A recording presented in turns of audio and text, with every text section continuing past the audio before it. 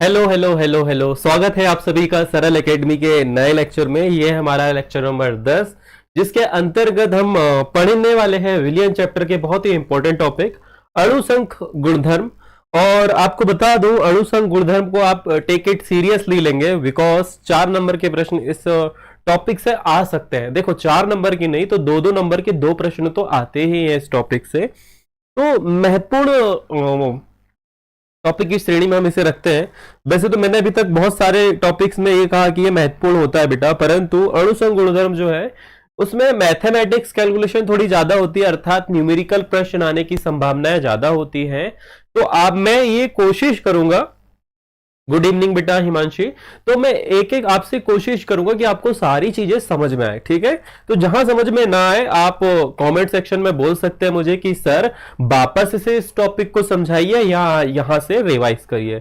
Okay, तो we will start अणुसंघ गुणधर्म। और अणुसंघ गुणधर्म में सबसे पहला टॉपिक जो होगा वो वाष्प दाब में आपेक्षिक अवनमन होगा, ठीक है। तो आप सभी को पता है, अभी हम पढ़ रहे थे बस कुछ ही दिन पहले, मतलब कल ही हमने खत्म किया है राउल्ट का नियम, है ना। राउल्ट का नियम आप लोगों ने पढ़ा है कल या परसों में, यह हमने खत्म किया है। इसके अनुसार आप लोगों को पता है कि जो पदार्थ है वो दो प्रकार के होते हैं। कौन कौन से?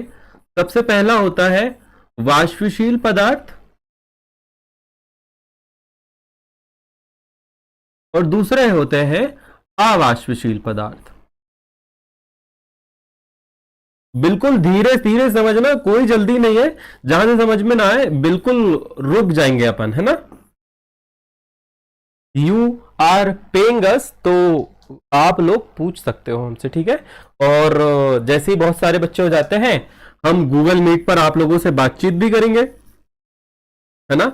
गूगल मीट में अपना मीटअप भी होगा। और यदि आप छिंदवाड़ा लोकल से हैं तो अपन जब भी ऑफलाइन क्लास का मीटअप हो, यू कैन कम, आप हमसे मिल सकते हो। कहां पर हो? यदि आप छिंदवाड़ा पे हो, क्योंकि अपनी ऑफलाइन बैच छिंदवाड़ा में भी चलती है। छिंदवाड़ा में ही चलती है, भी नहीं बोल सकते, छिंदवाड़ा में ही चलती है। तो वाष्पशील पदार्थ, अब वाष्पशील पदार्थ अर्थात हम ये कह सकते हैं कि आपका विलायक भी वाष्पशील होगा, और जो विलय है वह भी कैसा वाष्पशील होगा। और इन दोनों को जब हम आपस में मिलाएंगे तो एक विलयन तैयार होगा।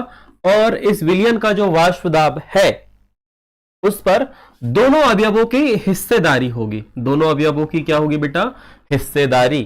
जिसे आप कुछ इस प्रकार से लिखते हैं कि पी टी बराबर होगा P A plus P B के, है ना। ये वाली बात आप समझ चुके हो। ये राउल्ट के नियम ने कहा था कि किसी वाष्पशील, किसी विलयन में उपस्थित अवयवों का वाष्प दाब उसमें उपस्थित उसके मूल अंश के समानुपाती होता है। ये वाली बात आप पढ़ चुके।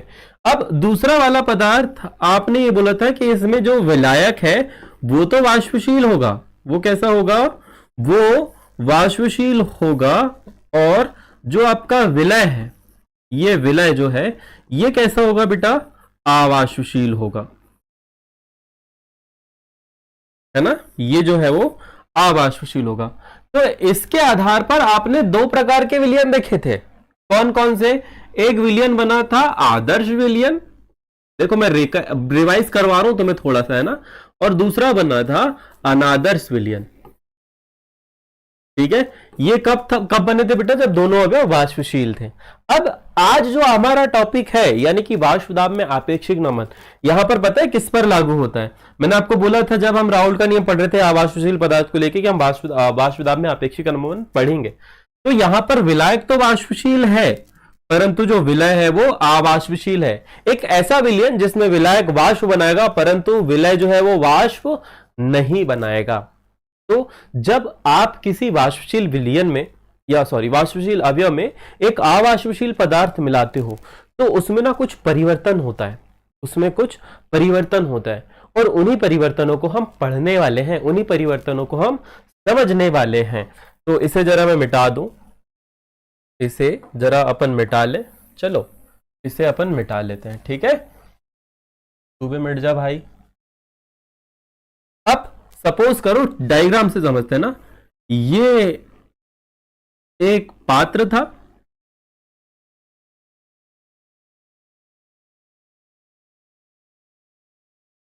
इस पे ये शुद्ध विलायक भरा हुआ है। क्या भरा हुआ है बेटा? शुद्ध विलायक भरा हुआ है, ठीक है। और ये शुद्ध विलायक जो है वो है H2O। क्या है बेटा? H2O है। और H2O आपको पता है कि 100 डिग्री तापमान पर, 100 डिग्री तापमान पर अपनी द्रव अवस्था को त्याग कर वाष्प अवस्था में परिवर्तित होना प्रारंभ हो जाता है। अर्थात ये जो है अपनी वाष्प द्रव अवस्था को त्याग कर वाष्प अवस्था में पहुंचने लगता है।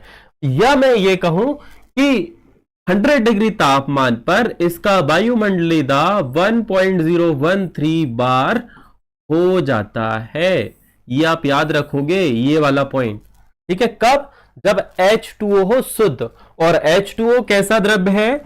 H2O बेटा वाष्पशील द्रव्य है ना। आप इसे गर्म करते हो तो वाष्प निकलती है ना, तो ये वाष्पशील पदार्थ है एक प्रकार का। घर में जब पानी गर्म करते हो तो वाष्प निकलती है ना, निकलती है, ठीक है। अब क्या हुआ, राउल्ट ने ये कहा अब ये शुद्ध विलायक है, तो आप ये कह सकते हो कि ये जितना ज्यादा होगा वाष्प उतना अधिक होगा। तो पी जो है वो समानुपाती होगा किसके? XA के। इसे आप दूसरे तरीके से भी लिख सकते हो कि PA बराबर होगा P0A XA। ये सारी बातें अपन पहले कवर कर चुके हैं। समानुपाती का निशान जब भी हटता है नियतांक आता है, और यहां नियतांक है P0A, यानी कि शुद्ध अवस्था में विलायक का वाष्प दाब, ये है P0A। लिख देता हूं तुम्हारे लिए कि PA बराबर है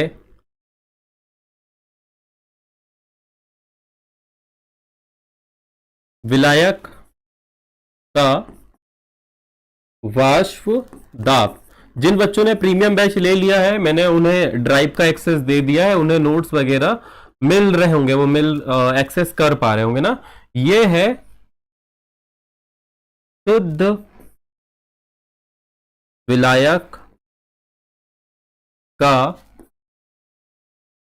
वाष्प दाब। अभी ये शुद्ध और पीए का अंतर अभी बस जस्ट अ सेकंड आपको समझ में आएगा कि क्या है ये कहानी, ठीक है। और XA, तो XA यहां पर आप लिख लोगे विलायक के मोल अंश है। क्या है? विलायक के मोल अंश।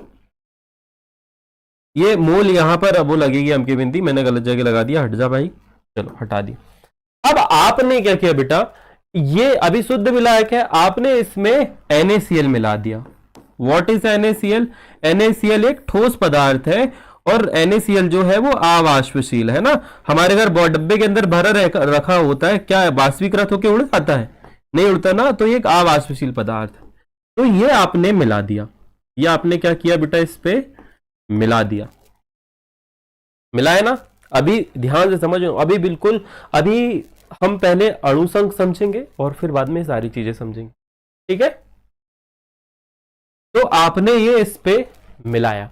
अब मिलाने के कारण क्या हुआ, ये पहले शुद्ध विलायक था, आपने NaCl मिला दिया, अब ये बन चुका है एक विलयन।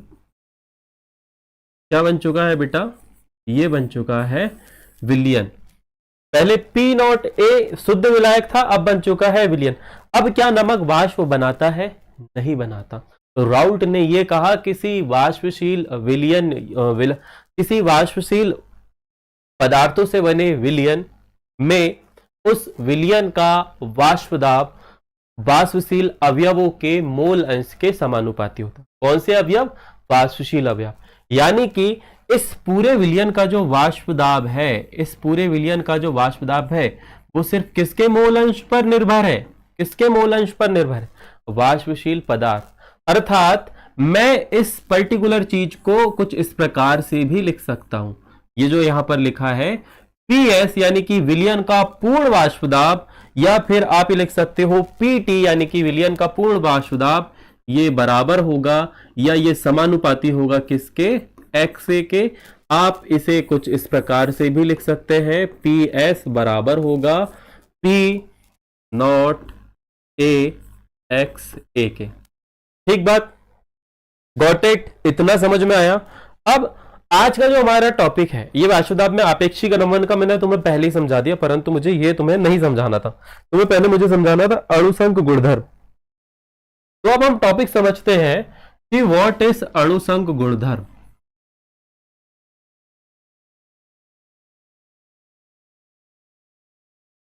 मैंने अनुसंघ लिखा है, आप अणुसंघ लिखेंगे, अणुसंघ गुणधर्म ये लिखेंगे, जो यहां पर ये वाला लगाएंगे गुणधर्म, जो थंबनेल में लिखा है वैसा लिखोगे, ठीक है बेटा। अणुसंघ गुणधर्म क्या होता है, ठीक है। अब यहां पर अणुसंघ गुणधर्म के बारे में यह कहा गया है कि विलयन में उपस्थित, दिस इज अ विलयन, ये पूरा एक विलयन है, इस विलयन में उपस्थित विलायक और विलय, इस विलयन में उपस्थित विलायक और विलय के कणों की संख्या, ध्यान से सुनना, इस विलयन में उपस्थित विलायक और विलय के कणों की संख्या उस विलयन का अणुसंघ कहलाती है। क्या कहलाती है? उस विलयन का अणुसंघ कहलाती है। आप ये कह सकते हो विलयन में उपस्थित कुल कणों की संख्या उस विलयन का अणुसंघ कहलाती है। ध्यान, शब्द में ही छुपा है अणुओं की संख्या। तो विलयन में क्या क्या होते हैं? विलायक होता है सर और विलय होता है, तो इनके क्या होते हैं? कण होते हैं।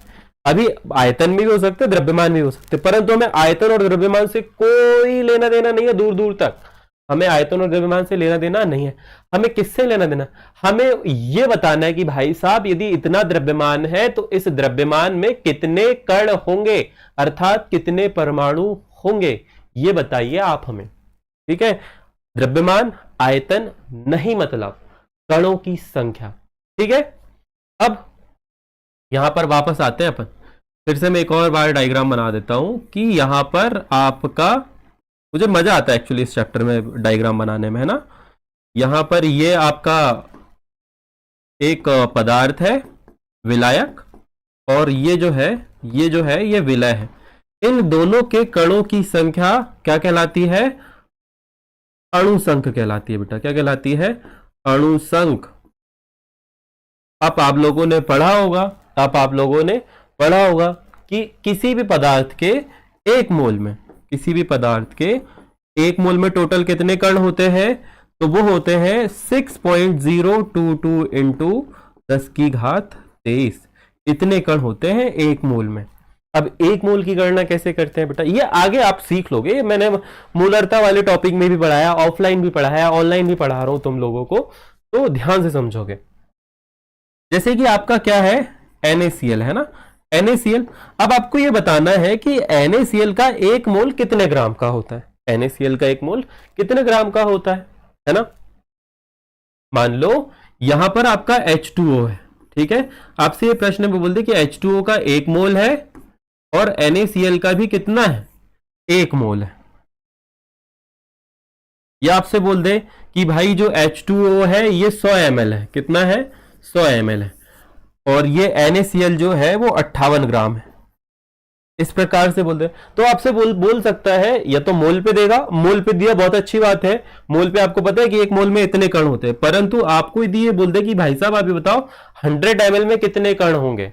तो आपको सबसे पहले 100 ml को मोल में कन्वर्ट करना होगा, और मोल में आप इतने कणों का गुणा कर देंगे तो आप ये बता सकते हैं कि इस पर्टिकुलर द्रव्यमान में कणों की संख्या कितनी है। चलो मैं एक सॉल्व करके बताता हूं कि मोल का सूत्र ये होता है, कणों की संख्या ज्ञात करनी ना, मैं मोल, यहां पर आप लिखोगे द्रव्यमान बटे अणुभार। क्या लिखोगे बेटा?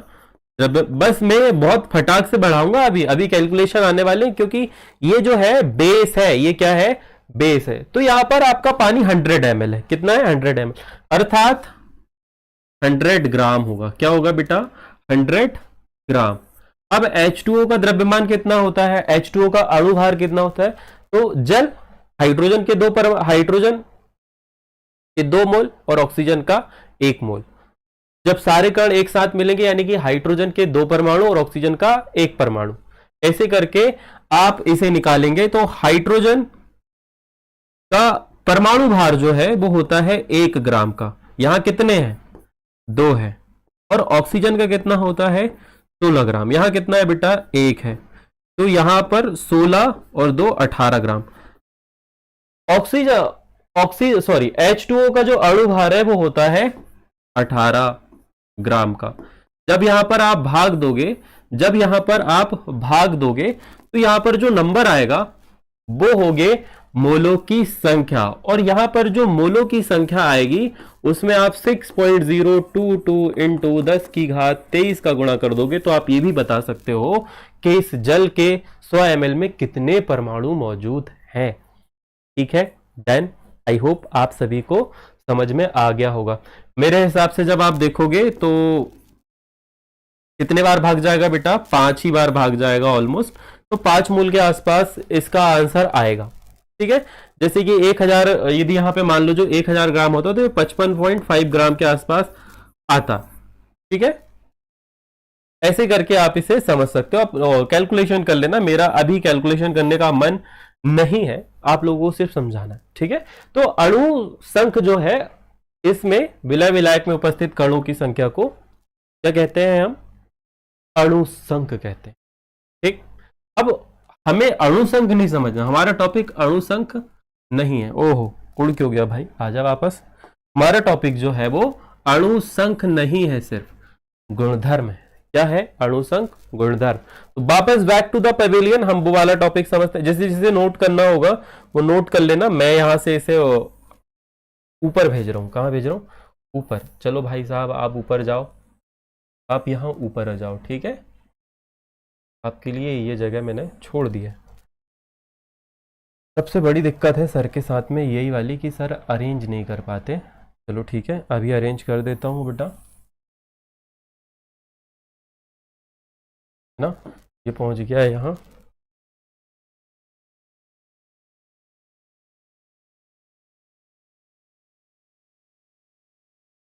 चलो ये यहाँ पर आ गया। ठीक है, ये आ गया यहाँ पे। इसे भी तो छोटा कर सकते थे, ये वाला क्यों छोटा नहीं किया यार हमने। ये छोटा कर दो, ये यहाँ पर आ जाएगा। बाकी बची वाली संख्या में अपन इसे ओहो सिलेक्ट करना था, मिटा ही दिए। चलो बढ़िया है, हमारे पास देखो स्पेस बन गया। इसे मिटा देते हैं, है ना, मिटा दी। अब क्या हुआ, अब क्या हुआ, आपने 100 ml क्या लिया था बेटा, H2। ठीक है, अब हम समझने वाले हैं अणुसंघ गुणधर्म की। अणुसंघ अभी आपने समझ लिया, विलयन में उपस्थित पूरे कणों की संख्या विलयन का अणुसंघ कहलाती। अणु गुणधर्म क्या, व्हाट इज गुणधर्म, तो लिखते हैं अणुसंघ गुणधर्म किसी, ये लिखना है आपको, है ना, किसी विलयन के निश्चित आयतन, चलो आयतन वर्ड आ गया यहां पे, आयतन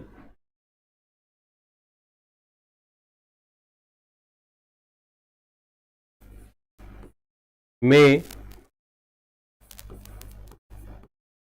उपस्थित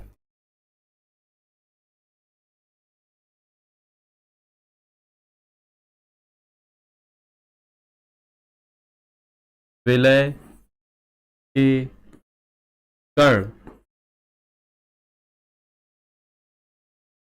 उसका अणुसंख, अणुसंख गुणधर्म कहलाती है, अणुसंख गुणधर्म कहलाता है। ठीक है,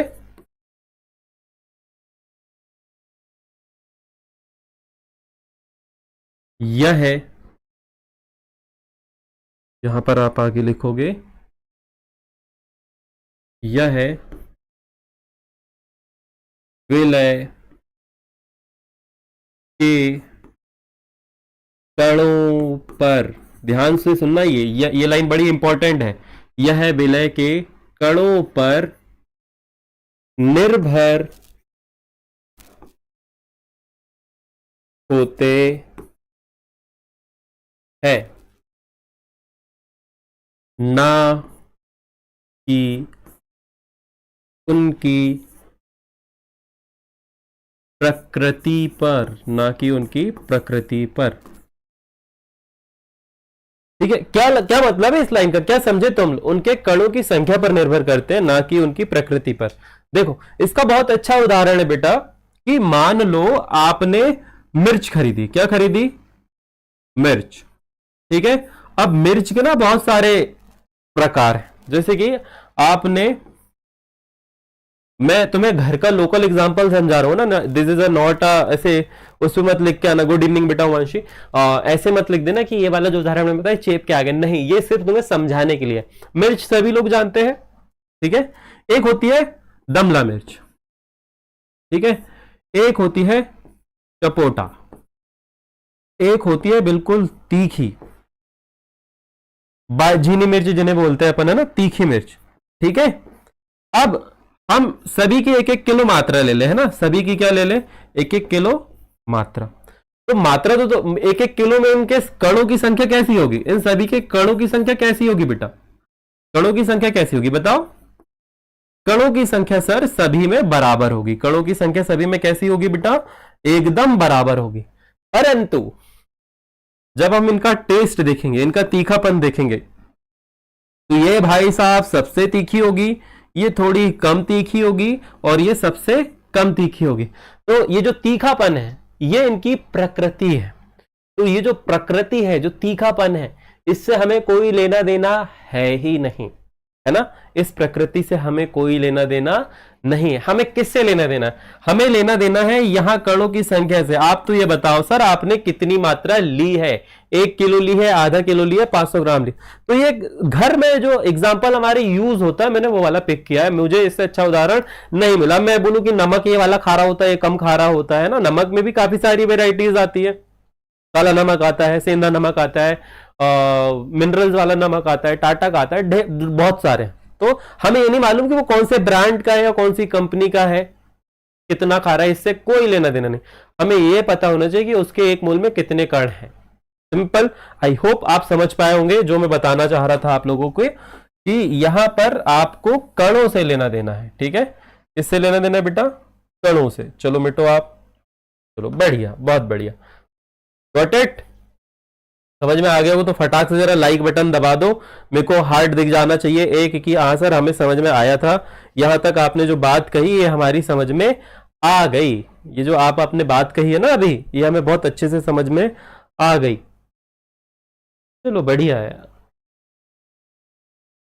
ठीक है, यहां तक आपके समझ में आ गई। तो विलयन में उपस्थित, विलयन के किसी निश्चित आयतन में उपस्थित विलय के कणों, विलय के कण उसका या उसके अणुसंग गुणधर्म कहलाते हैं या कहलाता है।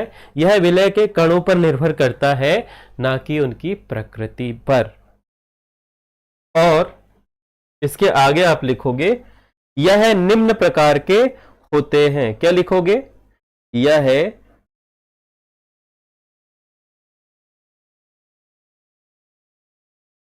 अब यहां पर लिखोगे, चलो ये से थोड़ा सा छोटा कर दूं मैं, इसे थोड़ा सा छोटा करना पड़ेगा, बस थोड़ा सा, फिर दो सा, ये लो, ये अपन ने छोटा कर दिया। यहां पर आप लिखोगे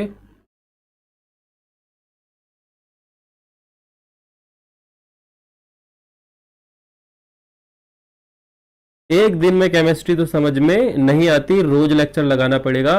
अणुसंख गुणधर्म के कारण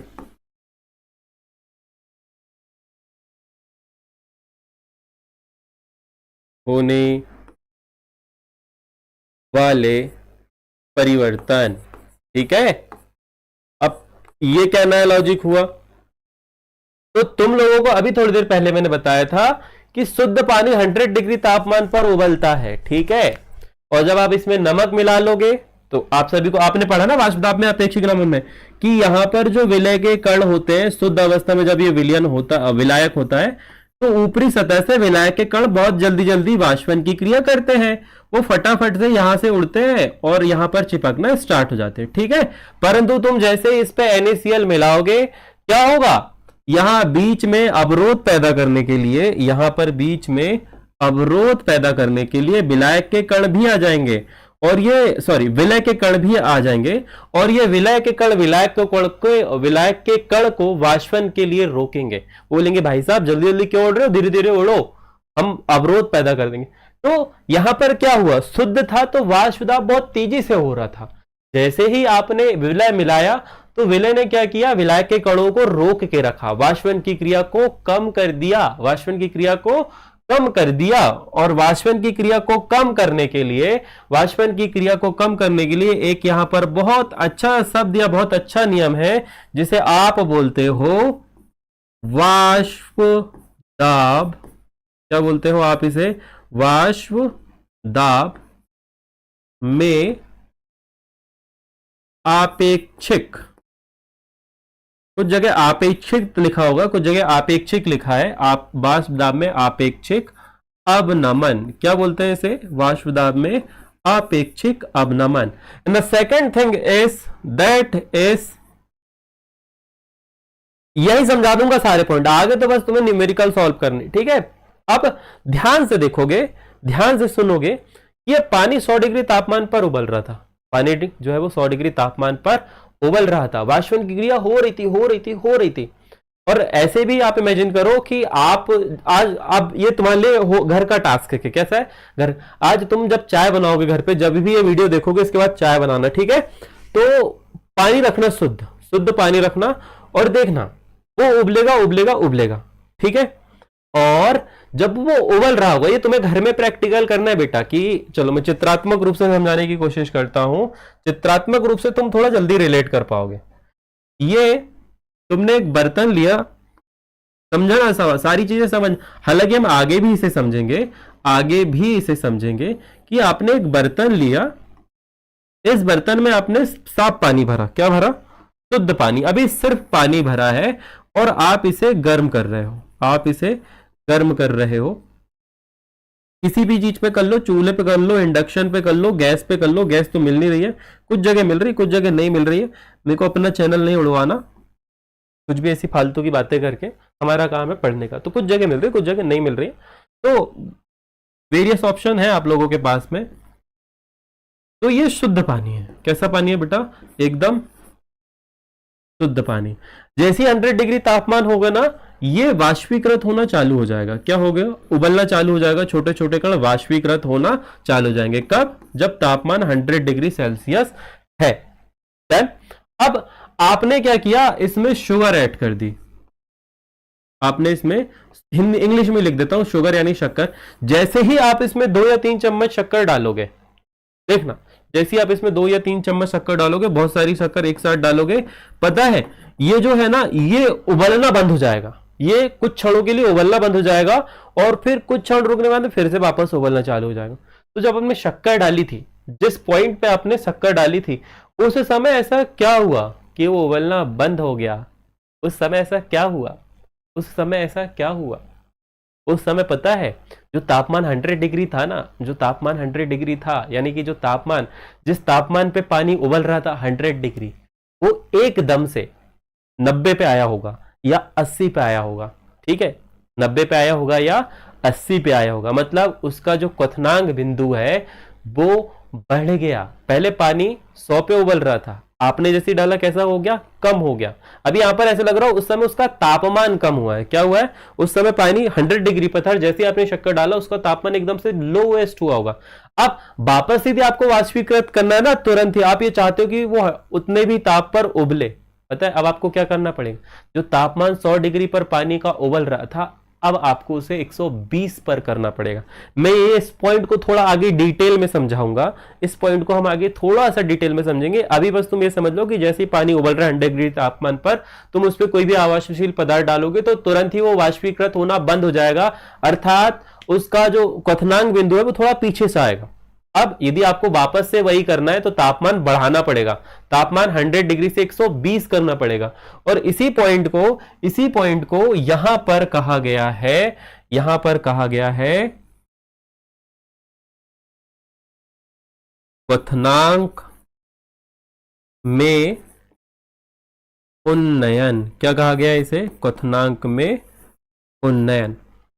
अब आपने ये देखा था कि जब आपने पानी मिलाया था तो वाष्प दाब में क्या हुआ था, एकदम से कमी हो गई थी, है ना। तो एक और यहां पर पॉइंट है कि हिमांक में भी कमी होती है। नॉर्मली ये इसका भी उल्टा होता है, जैसे कि यहां पर जब क्वथनांक में वृद्धि हो रही किसी आवासशील पदार्थ मिलाने में, इसे भी डिटेल में आगे समझेंगे, बस अब ये समझ लो कि इसका जस्ट विपरीत है। यदि ये बढ़ रहा है तो हिमांक जो है वो कम होगा। यहां पर आप लिखोगे हिमांक में अवनमन। जो पानी 0 डिग्री तापमान में अपनी द्रव अवस्था को त्याग कर ठोस अवस्था में जमना प्रारंभ हो जाता है, वो उसका हिमांक बिंदु कहलाता है। ठीक है, तो पहले पानी 0 डिग्री तापमान पर जम रहा था, जैसे ही आप उसमें एक अवाष्पशील पदार्थ मिलाओगे वो 0 डिग्री तापमान पर नहीं जमेगा। अब वो -6, -7 या -10 कुछ भी तापमान पर जम सकता है। इसका बहुत अच्छा उदाहरण है कि एक पात्र में आप शुद्ध पानी ले, दूसरे पात्र में आप नमक मिला हुआ पानी ले और उसे फ्रीजर में रखें, तो आप देखेंगे कि शुद्ध पानी जल्दी जम जाएगा, जबकि नमक वाला पानी नहीं जमेगा। नमक वाला पानी क्यों नहीं जमेगा? क्योंकि उसमें आपने एक आवाष्पशील पदार्थ मिला दिया, जिसके कारण से उसके हिमांक बिंदु में कमी हो गई। जो 0 डिग्री तापमान पर जम जाना चाहिए था वो अब 0 डिग्री तापमान पर नहीं जमेगा, और इसे ही बोला जाता है हिमांक में अवनमन। आई होप आपको सारे पॉइंट्स क्लियर हो रहे होंगे। द लास्ट पॉइंट इज परासरण दाब। परासरण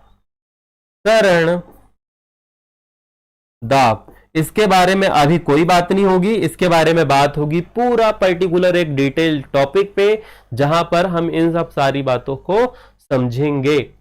ठीक है, अब मेरे को ऐसा लगता है कि मैडम यदि इस वीडियो को देख रही होंगी तो हम वाष्प दाब में आपेक्षिक नमन का गणितीय सूत्र कल करें, क्या बोलते हो?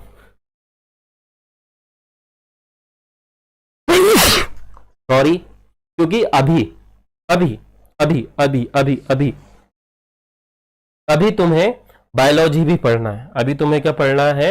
अभी तुम्हें बायोलॉजी भी पढ़ना है ना। बायोलॉजी भी पढ़ना है, तो क्या मुझे एक बात बताओ, क्या मैं इसका गणितीय व्यंजक करवा दूं बेटा? गणितीय व्यंजक करवा दूं? फटाफट से बताओ, यदि तुम लोग लाइव हो तो फटाफट से बताओ, क्या बायोलॉजी की क्लास भी देख लोगे? रुक जाओगे इतनी देर तक, या फिर मैं पढ़ा दूं, या 1 मिनट में मैडम से कंफर्म ही कर लेता हूं, है ना। एक बार मैडम से कंफर्म कर लेते हैं कि मैडम आप पढ़ा पाओगे कि नहीं। ओके बेटा, हिमांशी का आ गया है, क्योंकि फिर बायोलॉजी की क्लास है, बहुत ज्यादा डिले हो जाएगा।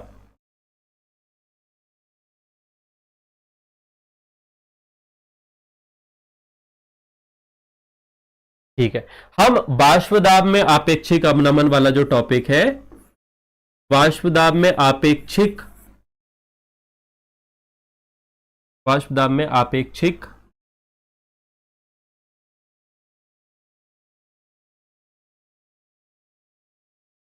कुछ जगह ता होता है ये ना, तो ये कंफ्यूज मत होना। अवनमन ये वाला टॉपिक कल पढ़ेंगे ना, टुमारो कल पढ़ेंगे ये हम कल पढ़ेंगे। अभी बच चुका है 8 और तुम्हारी बायोलॉजी की क्लास, तो नेक्स्ट क्लास इस बायोलॉजी, नेक्स्ट क्लास जो है वो आपकी क्या होगी? बायोलॉजी की। तो कहीं जाना मत, मैडम जल्दी ही आप लोगों को आके या कमेंट सेक्शन में अपडेट दे देगी कि बायोलॉजी की क्लास कितनी देर बाद होगी। ओके ठीक है, मिलते हैं अब आपसे कल गणितीय व्यंजक के साथ में, वाष्प दाब में आपेक्षिक अवनमन के साथ। ठीक है, आई होप आप सभी को अच्छा लगा होगा। वीडियो यदि अच्छा लगा होगा तो लाइक भी कर देना। ओके, वैसे लाइक के लिए नहीं बोलूंगा तुम्हें, जल्दी की क्लास पेड होने वाली है।